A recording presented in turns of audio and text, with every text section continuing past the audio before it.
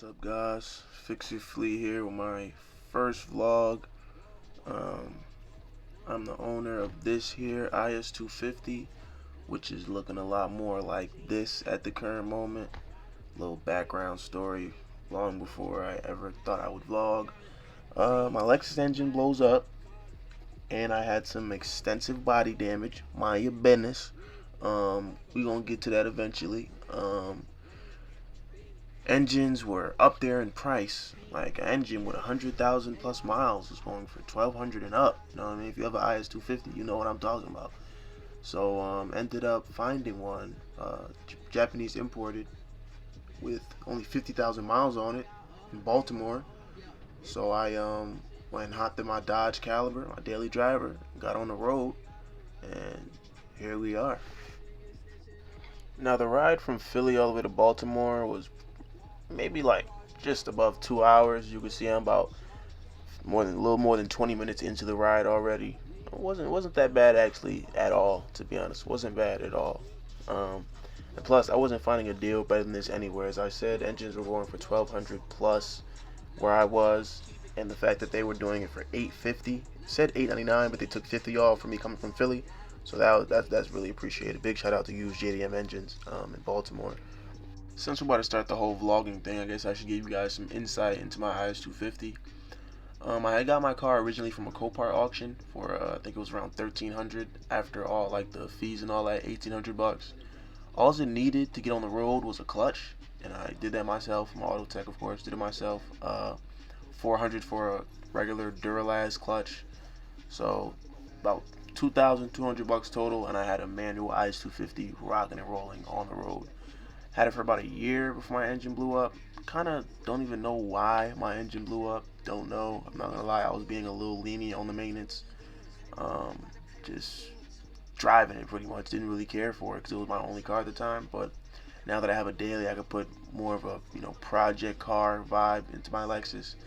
The images I'm about to put up, you'll see this is like the look I'm going for with my car. Because anyone who has an IS250, you're not gonna get much speed out of the car.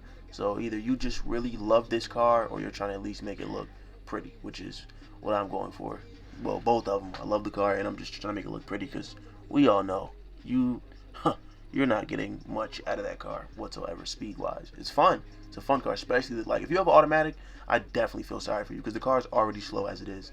So if you have the manual one, you could at least have a little more fun, drifting, all that. But yeah, you automatic IS250 drivers, you're in my prayers. You're in my prayers. You have a very strong soul for you to drive this car and have fun with it.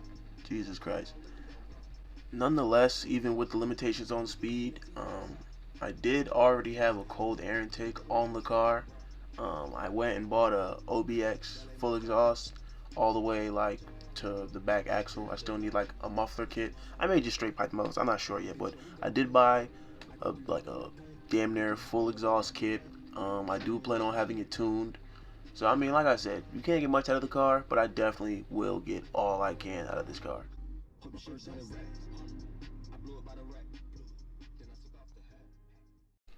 Now, the first thing I see upon me arriving was a beautiful Toyota MR2, which gave me like a real feeling of relief. Like, thank God these guys are actually into JDM cars, not just taking them apart and selling them.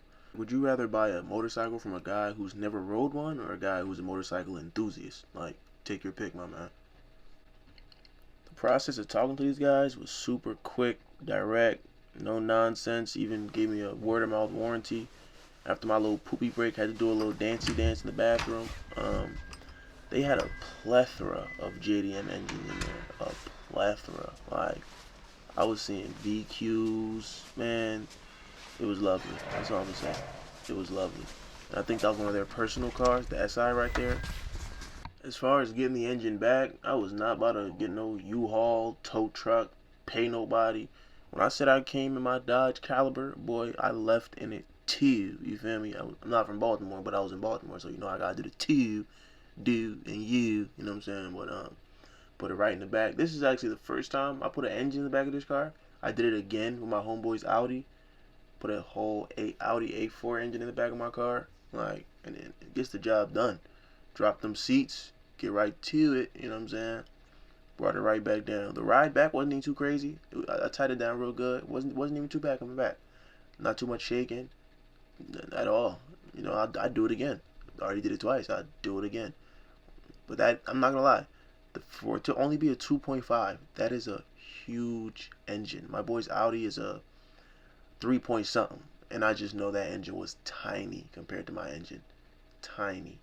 Actually, now that I'm thinking, because this was like a couple months ago, it was a little bit of a little bit of shake on the way back. My car, like when I lifted it up, it looked like I was on air suspension. Like my car basically went back up in the air. That's how heavy that engine was in the back of my car. It was heavy. Like I know you see it shaking around in this video. Like you literally see it wobbling back and forth. Like literally like side to side. Man, oh man. Even with the shaking, the ride back was definitely smooth. Had to record this tunnel. I always love driving through tunnels. Like honestly. Like even without some loud obnoxious exhaust, just a tunnel. It just feels so futuristic. I had to get this part. Getting it in the car and driving it back 2 hours. Well, actually, I think it was like 2.5. I was not trying to pay no tolls on the way back, but like 2.5 hours. That was the easy part. Getting it out of my tiny mom car. That was definitely the hard part. Once I finally got back to the shop I work at, and I had to get out that car, just know it took me a good schminute, a real good schminute. Up, down, easing it out, trying not to scratch none. Man, oh man, that was something. That was something indeed. No, trying to rock it back and forth to get it out. Oh man, this was something. And keep in mind, you notice the Toyota logo? That's how you know that's a Japanese import engine. For the Lexus IS250 has the Toyota cover. Now, I don't know much about import this or import that, but there goes a short tail sign right there. Definitely. And that ECU and harness kept getting in my way as I'm trying to get this car, get the engine out. Like constantly in my way. Now this current moment in time, my engine is like all the way out of my car. Like my car is literally butt naked. Like all the way. Waiting to drop my engine. In all honesty, I am an auto technician, yes, but I don't do engines. When I did my own clutch, that was by the grace of God that I got that done single-handedly by myself. Because an engine, though, no, I'd rather not. Rather not. So I am getting some assistance. So that's what I've been waiting on. I hate being on other people's time. So this is probably like a whole. This video is probably like a whole 2 months ago, and my engine is still not in. Nah, it has to be more than 2 months. Way more. Maybe like, see, my center time is not good. Maybe like going on 6 now. Honestly, going on 6 has to be. So you know, eventually it will be in, and then that's when the real rebuilding my car journey will begin. When I tell you the photo at the beginning where you see like my bare engine and no bumper on, that is nothing. You should see my car right now. So, you know, stay tuned, subscribe, you know, let's do this journey together. If you have an IS250, leave a comment, you feel me? We're basically like related at this point if you have an IS250. Even if you have an IS300, you're like a distant cousin, a big brother type thing. You know? Hell yeah. No matter what you're driving, you feel me? Let's start a whole car community, car club. The Fix Your Fleet Car Club. I take that back. That was real cringy. Anyway, thanks for watching my first vlog. Like, subscribe, share, comment, all that. You feel me? I'll be interactive. Thank you. Stay tuned.